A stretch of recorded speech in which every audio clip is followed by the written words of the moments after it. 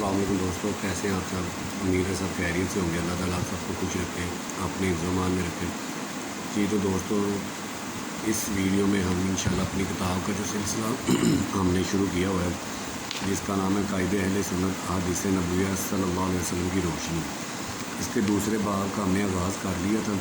کچھ آیات تھیں جن کا ترجمہ میں نے کر کے آپ لوگوں کو بتایا تھا۔ اب اس باب میں جو احادیث کا سلسلہ ہے، حدیث نمبر 27 ہے، جس کا ترجمہ یہ ہے کہ حضرت عبداللہ بن عباس رضی اللہ تعالیٰ عنہ نے فرمایا، مسلمان رسول صلی اللہ علیہ وسلم کی بارگاہ میں عرض کرتے تھے، یا رسول اللہ ہماری رعایت فرمائیے۔ اور یہ لفظ رائنا یہودوں کی لغت میں کبھی گالی تھی۔ بس جب یہود نے یہ لفظ سنا تو انہوں نے موقع غنیمت جانا اور آپس میں کہا کہ پہلے ہم محمد صلی اللہ علیہ وسلم کو چھپا کر گالیاں دیتے تھے، لیکن اب اعلانیہ ان پر شتم کرو۔ پس وہ آئے اور انہوں نے کہا، رائنا یا محمد، اور آپس میں ہنسنے لگے۔ پس اس کلمہ کو حضرت سعد بن معاذ رضی اللہ عنہ نے سن لیا اور وہ سمجھ گئے اور ان کی لغت کو پہچانتے تھے۔ انہوں نے یہود سے کہا، تمہارے اوپر اللہ کی لعنت اور اس ذات کی قسم جس کے قبضہ قدرت میں میری جان ہے، اگر اب میں نے تم میں سے کسی کو رسول صلی اللہ علیہ وسلم کے بارے میں یہ کلمہ کہتے ہوئے سنا تو میں ضرور اس کی گردن اڑا دوں گا۔ یہودیوں نے کہا، کیا تم بھی ایسا نہیں کہتے ہو؟ تو اللہ تعالیٰ نے یہ آیت نازل فرمائی، یا ایھا الذین آمنوا لا تقولوا رائنا، تاکہ یہود اس لفظ کو نبی کریم صلی اللہ علیہ وسلم پر گالی کا ذریعہ بنا لیں۔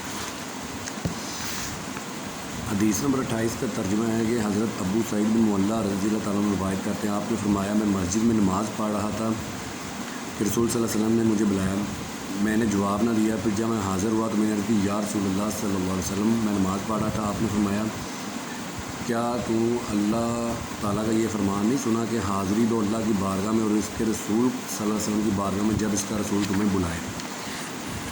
حدیث نمبر 29 کا ترجمہ ہے، حضرت ابو ہریرہ رضی اللہ عنہ روایت کرتے ہیں کہ رسول صلی اللہ علیہ وسلم حضرت ابی بن کعب کے پاس تشریف لے گئے۔ وہ اس وقت نماز پڑھ رہے تھے۔ آپ نے فرمایا، یا ابی۔ حضرت ابی نے مڑ کر دیکھا اور حاضر نہیں ہوئے، اور حضرت ابی نے جلدی جلدی نماز پڑھی۔ پھر رسول صلی اللہ علیہ وسلم کے پاس گئے اور عرض کی، السلام علیکم یا رسول اللہ۔ آپ نے فرمایا، وعلیکم السلام اے ابی، جب میں نے تمہیں بلایا تو کس چیز نے تمہیں حاضر ہونے سے روکا؟ میں نے عرض کیا، یا رسول اللہ صلی اللہ علیہ وسلم، میں نماز پڑھ رہا تھا۔ آپ نے فرمایا، اللہ نے مجھ پر جو وحی نازل کیا، کیا تم اس میں یہ آیت نہیں پڑھی، اللہ اور اس کے رسول کے بلانے پر فوراً حاضر ہو جاؤ؟ میں نے عرض کیا، کیوں نہیں، میں انشاءاللہ دوبارہ اس طرح نہیں کروں گا۔ اس کے بعد ترجمہ ہے ایک اور حدیث کا۔ اسی حدیث میں بیان کیا گیا کہ نماز میں حضور صلی اللہ علیہ وسلم کے بلاوے پر حاضری دینا فرض ہے، جس کے ترک سے انسان گنہگار ہوگا، اور یہ حکم نبی کریم صلی اللہ علیہ وسلم کے ساتھ مختص ہے۔ اور محدث دیوبند انور شاہ کشمیری نے لکھا، حدیث نے اس بات پر دلالت کی کہ نبی کریم صلی اللہ علیہ وسلم کی بارگاہ کی حاضری سے نماز باطل نہیں ہوتی۔ اچھا، یہاں پیچھے میں نے ایک لفظ بول دیا غلطی سے، حدیث، وہ بھی حافظ ابن حجر عسقلانی کا فرمان ہے اس حدیث کے بعد، جس میں نماز کے بارے میں فرمایا گیا۔ ٹھیک ہے، حدیث نمبر 30 کا ترجمہ ہے، حضرت سہل بن سعد الساعدی رضی اللہ تعالیٰ نے روایت کی ہے کہ رسول صلی اللہ علیہ وسلم بنی عمرو بن عوف کی طرف ان کے درمیان صلح کرانے کے لیے گئے۔ نماز کا وقت آ گیا، پھر مؤذن حضرت ابو بکر رضی اللہ عنہ کے پاس آیا اور کہا، آپ لوگوں کو نماز پڑھائیں گے تو میں نماز کی اقامت پڑھوں؟ حضرت ابو بکر نے کہا، ہاں۔ پھر حضرت ابو بکر نے نماز پڑھائی، رسول صلی اللہ علیہ وسلم تشریف لائے۔ لوگ اس وقت نماز میں مشغول تھے۔ نبی کریم صلی اللہ علیہ وسلم صفوں کے درمیان سے گزرتے ہوئے حتیٰ کہ پہلی صف میں آ کھڑے ہوئے۔ لوگوں نے تالیاں بجائی اور حضرت ابو بکر نماز میں ادھر ادھر الطاف نہیں کرتے تھے۔ جب لوگوں نے بہت زیادہ تالیاں بجائی تو انہوں نے توجہ کی، انہوں نے رسول صلی اللہ علیہ وسلم کو دیکھ لیا۔ رسول صلی اللہ علیہ وسلم نے اشارہ کیا کہ وہ اپنی جگہ ٹھہرے رہیں۔ حضرت ابو بکر رضی اللہ تعالیٰ نے اپنے دونوں ہاتھ بلند کیے اور اس پر اللہ کا شکر ادا کیا کہ رسول صلی اللہ علیہ وسلم نے نماز پڑھانے کا حکم دیا، اور حضرت ابو بکر پیچھے ہو گئے حتیٰ کہ صف کے برابر ہو گئے۔ رسول صلی اللہ علیہ وسلم نے آگے بڑھ کر نماز پڑھائی۔ جب نبی کریم صلی اللہ علیہ وسلم نماز سے فارغ ہوئے تو آپ نے فرمایا، ابو بکر، تم کو اپنی جگہ برقرار رہنے سے کس چیز نے روکا، حالانکہ میں نے تمہیں حکم دیا تھا؟ حضرت ابو بکر رضی اللہ عنہ نے عرض کی، ابو قحافہ کے بیٹے کے لیے یہ ممکن نہیں کہ وہ رسول صلی اللہ علیہ وسلم کے سامنے نماز پڑھے۔ رسول صلی اللہ علیہ وسلم نے کہا، کیا وجہ ہے؟ میں نے تمہیں بہت زیادہ تالیاں بجاتے ہوئے دیکھا۔ جس کو نماز میں کوئی امر پیش آ جائے تو وہ سبحان اللہ کہے، جب وہ سبحان اللہ کہے گا تو اس کی طرف الطاف کیا جائے گا۔ تالیاں بجانا صرف عورتوں کے لیے ہے۔ حدیث نمبر 31 کا ترجمہ ہے، حضرت انس بن مالک جو حضور صلی اللہ علیہ وسلم کے تابع فرمان خدمت گار صحابی ہیں، ان سے روایت ہے کہ حضرت صدیق اکبر رضی اللہ عنہ حضور صلی اللہ علیہ وسلم کے مرض و سال میں لوگوں کو نماز پڑھاتے تھے۔ حتیٰ کہ جب پیر کا دن آیا اور صحابہ کرام صفیں باندھ کر نماز پڑھ رہے تھے تو نبی کریم صلی اللہ علیہ وسلم نے حجرے کا پردہ اٹھایا اور کھڑے ہو کر ہماری طرف دیکھنے لگے، گویا کہ حضور صلی اللہ علیہ وسلم کا چہرہ انور قرآن کا ورق ہے۔ پھر تبسم فرما کر مسکرانے لگے۔ حضور صلی اللہ علیہ وسلم کی زیارت کی خوشی میں قریب تھا کہ ہم نماز توڑ دیں۔ حضرت صدیق اکبر نے گمان کیا کہ حضور صلی اللہ علیہ وسلم نماز کے لیے تشریف لا رہے ہیں، پر بس آپ ایڑیوں کے بل پیچھے ہٹنے لگے تاکہ سامنے مل جائیں۔ نبی کریم صلی اللہ علیہ وسلم نے ہماری طرف اشارہ فرمایا کہ تم اپنی نماز کو مکمل کرو۔ پھر آپ صلی اللہ علیہ وسلم نے پردہ گرا دیا اور اسی دن نبی کریم صلی اللہ علیہ وسلم کا وصال مبارک ہو گیا۔ جی پھر حدیث نمبر 32 ہے، اس کا ترجمہ ہے، جب نبی کریم صلی اللہ علیہ وسلم کا چہرہ اقدس ظاہر ہوا تو ہم نے جمال جہاں آرا اور رخ مصطفیٰ کریم صلی اللہ علیہ وسلم سے بڑھ کر کوئی حسین منظر نہ دیکھا۔ حدیث نمبر 33 کا ترجمہ ہے، حضرت عبداللہ بن مسعود سے روایت ہے، میں نے ایک رات نبی صلی اللہ علیہ وسلم کے ساتھ نماز پڑھی، آپ مسلسل کھڑے رہے حتیٰ کہ میں نے ایک بری بات کا ارادہ کیا۔ ہم نے پوچھا آپ نے کیا ارادہ کیا؟ تو انہوں نے کہا میں نے ارادہ کیا کہ میں بیٹھ جاؤں اور نبی کریم صلی اللہ علیہ وسلم کو کھڑا رہنے دوں۔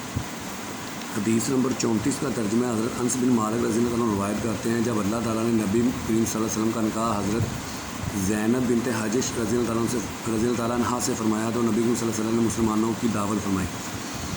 انہوں نے کھانا کھایا، پھر بیٹھ کر باتیں کرنے، اس وقت ایسے لگا جیسے آپ جانے لگے ہوں، لیکن مسلمان نہیں اٹھے۔ جب آپ نے یہ دیکھا تو آپ کھڑے ہو گئے۔ جب آپ کھڑے ہوئے تو مسلمانوں میں سے بھی بعض کھڑے ہو گئے اور 3 شخص بیٹھے رہے۔ نبی کریم صلی اللہ علیہ وسلم حجرے میں داخل ہونے کے لیے آئے، وہ لوگ اسی طرح بیٹھے رہے۔ پھر وہ اٹھ کھڑے ہوئے، میں نکل کر گیا، نبی کریم صلی اللہ علیہ وسلم کے پاس آیا اور آپ کو بتایا کہ وہ لوگ چلے گئے ہیں۔ پھر نبی صلی اللہ علیہ وسلم آئے، حتیٰ کہ حجرے میں داخل ہو گئے، میں بھی داخل ہونے لگا تو نبی صلی اللہ علیہ وسلم نے میرے اور اپنے درمیان پردہ ڈال دیا۔ پس اللہ تعالیٰ نے یہ آیت نازل فرمائی، یا ایھا الذین آمنوا لا تدخلوا بیوت النبی۔ حدیث نمبر 35 کا ترجمہ ہے، حضرت جندب بن سفیان رضی اللہ عنہ روایت کرتے ہیں، میں رسول صلی اللہ علیہ وسلم کے ساتھ نماز عید الاضحیٰ میں شامل ہوا۔ جب آپ نماز سے فارغ ہوئے اور سلام پھیرا تو آپ نے قربانی کا گوشت دیکھا۔ پس حضور صلی اللہ علیہ وسلم نے فرمایا، جس نے نماز پڑھنے سے پہلے ذبح کیا وہ اس کی جگہ دوسری قربانی کی ہے، جس نے نہیں ذبح کیا وہ اللہ کے نام سے ذبح کرے۔ حدیث نمبر 36 کا ترجمہ ہے، حضرت ابوبکر صدیق رضی اللہ عنہ سے روایت کرتے ہیں کہ آپ نے فرمایا، جب سورۃ حجرات کی آیت ان الذین یغضون اصواتهم عند رسول اللہ نازل ہوئی تو میں نے قسم اٹھائی کہ رسول صلی اللہ علیہ وسلم کے ساتھ کلام صرف سرگوشی کی صورت میں کروں گا، کہ جس طرح رازدان سرگوشی فرماتے ہیں۔ حدیث نمبر 37 کا ترجمہ ہے، حضرت مجاہد رضی اللہ عنہ نے فرمایا کہ منافقین کے ایک مرد نے محمد صلی اللہ علیہ وسلم بیان کرتے ہیں کہ منافقین کے ایک مرد نے کہا کہ محمد صلی اللہ علیہ وسلم بیان کرتے ہیں فلاں کی اونٹنی فلاں وادی میں ہے، وہ غیب کیا جانتے ہیں۔ اللہ تعالیٰ نے قرآن کی آیت نازل فرمائی جس کا ترجمہ، اور اگر تم ان سے پوچھو تو وہ ضرور کہیں گے ہم مسیح خیمے تھے۔ تم فرماؤ کہ اللہ اور اس کی آیات اور اس کے رسول سے تم مذاق کرتے ہو، بہانے مت بناؤ، تم اپنی ایمان کے بعد کافر ہو چکے ہو۔ حدیث نمبر 38 کا ترجمہ ہے، حضرت عمر بن العاص رضی اللہ عنہ سے روایت ہے، آپ نے فرمایا، مجھے حضور صلی اللہ علیہ وسلم سے بڑھ کر کوئی محبوب نہ تھا، نہ میری نگاہ میں کوئی حضور صلی اللہ علیہ وسلم سے زیادہ بزرگ اور معظم تھا، اور میں حضور صلی اللہ علیہ وسلم کی جلالت شان کی وجہ سے آپ کو آنکھ بھر کر دیکھ نہ سکتا تھا۔ اگر مجھ سے پوچھا جائے کہ میں آپ کو حلیہ بیان کروں تو میں بیان نہیں کر سکتا، اس لیے کہ میں نے کبھی حضور صلی اللہ علیہ وسلم کو آنکھ بھر کر نہیں دیکھا۔ حدیث نمبر 39 کا ترجمہ ہے، حضرت اسامہ بن شریک رضی اللہ عنہ روایت کرتے ہیں، میں نبی کریم صلی اللہ علیہ وسلم کی بارگاہ میں حاضر ہوا اور آگ کے سہار کے ارد گرد بیٹھے ہوئے تھے، یوں کہ گویا ان کے سروں پر پرندے ہیں۔ حدیث نمبر 40 کا ترجمہ ہے، حضرت انس بن مالک رضی اللہ عنہ سے روایت ہے، حضور صلی اللہ علیہ وسلم مہاجرین و انصار صحابہ کرام کی مجلس میں تشریف لایا کرتے تھے، صحابہ کرام بیٹھے ہوتے اور ان میں حضرت ابوبکر اور حضرت عمر رضی اللہ عنہ موجود ہوتے۔ ان صحابہ کرام میں سے کوئی بھی آپ کی طرف نظر اٹھا کر نہ دیکھتا تھا آپ کی تعظیم کی وجہ سے، سوائے حضرت ابوبکر و عمر رضی اللہ عنہ کے، کیونکہ ان کو مقام ناز نصیب تھا۔ جی آگے حدیث نمبر 41 کا ترجمہ ہے، حضرت مصور بن مخرمہ اور مروان رضی اللہ عنہ سے روایت ہے، عروہ بن مسعود نبی کریم صلی اللہ علیہ وسلم کے اصحاب کو دیکھتا رہا، اس نے کہا خدا کی قسم حضور صلی اللہ علیہ وسلم اپنا لعاب دہن پہنتے تو وہ ان میں سے کسی کے ہاتھ پر گرتا، لیکن وہ اسے اپنے چہرے پر اور جسم پر مال لیتا، اور جب وہ ان کو کوئی حکم دیتے تو وہ فوراً آ کے حکم کی تعمیل کرتے۔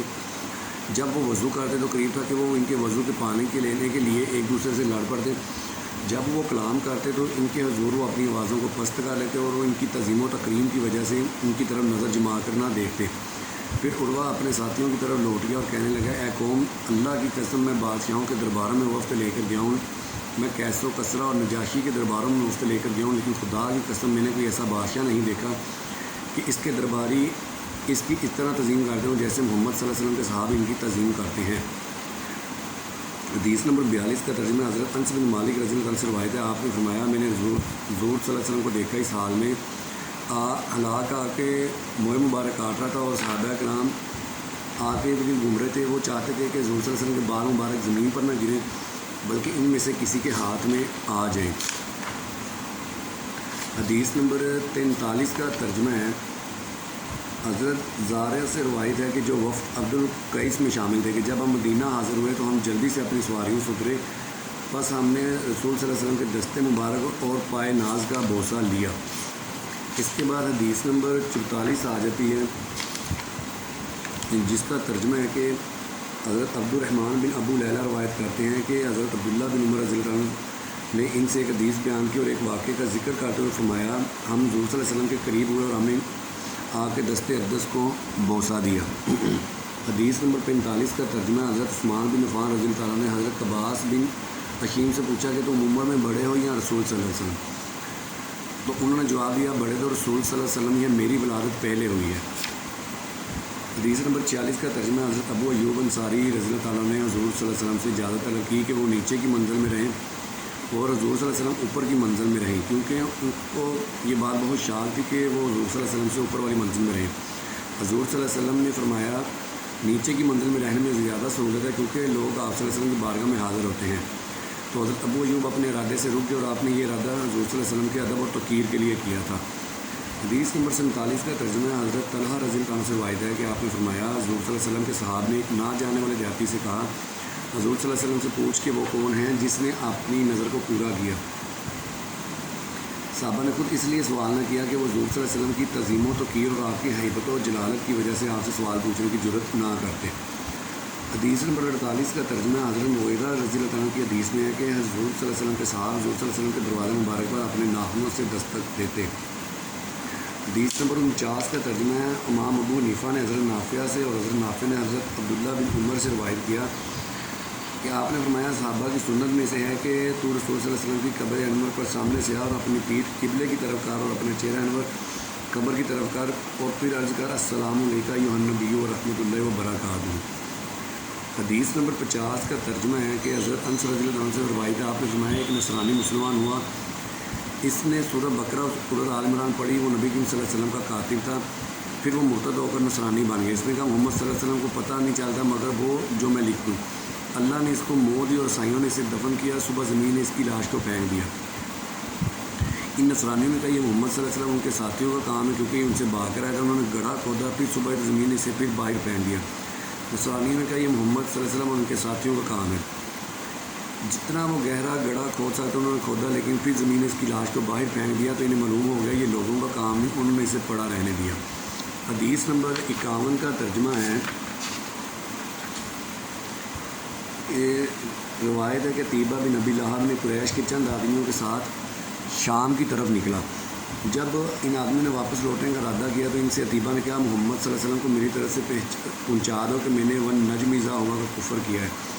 تو ایک روایت میں کہ یہ بات اس نے حضور صلی اللہ علیہ وسلم کے سامنے کی، اس بدبخت نے حضور صلی اللہ علیہ وسلم کے چہرہ اقدس پر تھوکنے کی ناپاک جسارت کی، وہ حضور صلی اللہ علیہ وسلم کی دعوت میں حد سے بڑا ہوا تھا۔ حضور صلی اللہ علیہ وسلم نے دعا کی ہے اللہ اس پر اپنے کتوں میں سے کتا مسلط کر دے۔ عتیبہ کے دل میں ڈر پیدا ہو گیا کیونکہ اسے حضور صلی اللہ علیہ وسلم کی دعا کی اجابت کا یقین تھا، وہ بڑی احتیاط کرنے لگا۔ ایک رات وہ سفر پر گیا اور صبح کا وقت جب قریب ہو گیا تو اس کے ساتھیوں نے کہا سواریاں ہلاک ہو رہی ہیں۔ مسلسل وہ یہ کہتے رہے یہاں تک اس نے پڑاؤ ڈالا۔ اس حال میں کہ وہ مرعوب تھا اس نے اپنے قریب اونٹ باندھ دیا تاکہ اگر کوئی موذی جانور آئے تو اونٹ بدک اٹھے۔ اللہ تعالیٰ نے اس پر شیر مسلط کر دیا اور اونٹ پر سکون ڈال دیا۔ وہ شیر اسے تلاش کرتا رہا یہاں تک کہ اس نے اس لائن کو چیر پاڑ کر ٹکڑے ٹکڑے کر دیا۔ جی تو دوستو ہماری حدیث نمبر 51 تک ہم نے آج کا ترجمہ اس ویڈیو میں کر دیا۔ اس باب کی مزید 7-6 احادیث ہیں اور وہ کافی ذرا لمبی احادیث ہیں، اس لیے اسے ہم اگلی ویڈیو میں انشاءاللہ کور کریں گے اور ساتھ ہی تیسرا باب شروع کر دیں گے۔ تو ملتے ہیں نیکسٹ ویڈیو میں۔ اللہ تعالیٰ آپ سب کو خوش رکھے، اپنی عزت مان میں رکھے۔ اب تک کے لیے اللہ حافظ۔